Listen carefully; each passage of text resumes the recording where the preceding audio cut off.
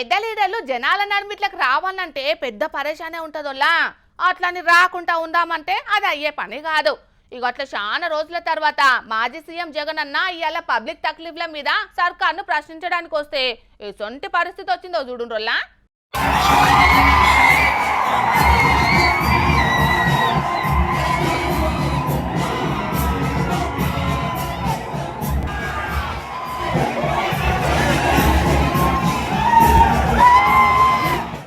ఓ వీళ్ళ ఆగం సల్లగుండా మాజీ సీఎం జగన్ అన్నను కలవడానికి వచ్చి ఏకంగా ఆయననే కింద పడేస్తట్టు చేసిరు కదా.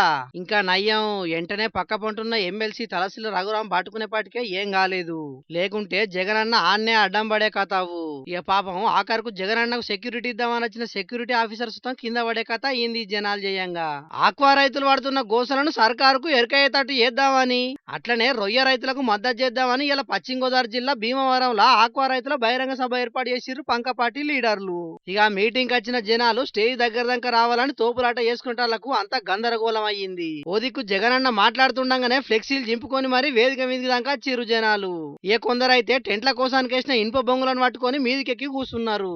మంది బగ్గాచి ఒకరినొకరు దోసుకునేటాలకు గిడిదిక్క అయితే టెంట్ ఓ పక్క కొరిగింది.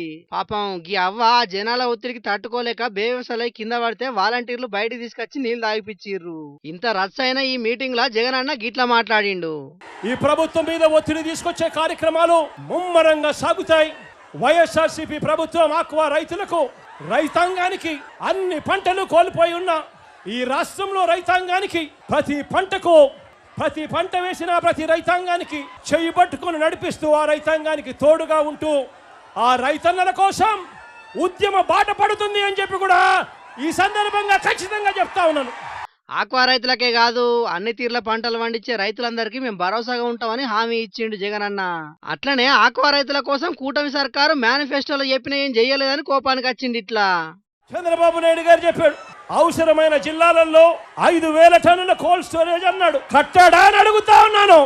జోన్ తో సంబంధం లేకుండా జోన్ వెలుపల ఉన్న చెరువులకు కరెంట్ సబ్సిడీ ఇస్తానని హామీ ఇచ్చాడు. మరి ఇచ్చాడా అని అడుగుతా ఉన్నాను చంద్రబాబు నాయుడు గారు.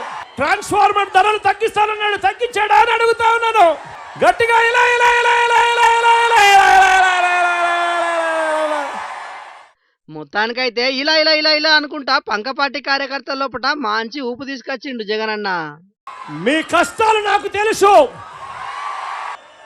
నేను ఉన్నాను అని మాత్రం మీ అందరికీ చెప్తా ఉన్నాను.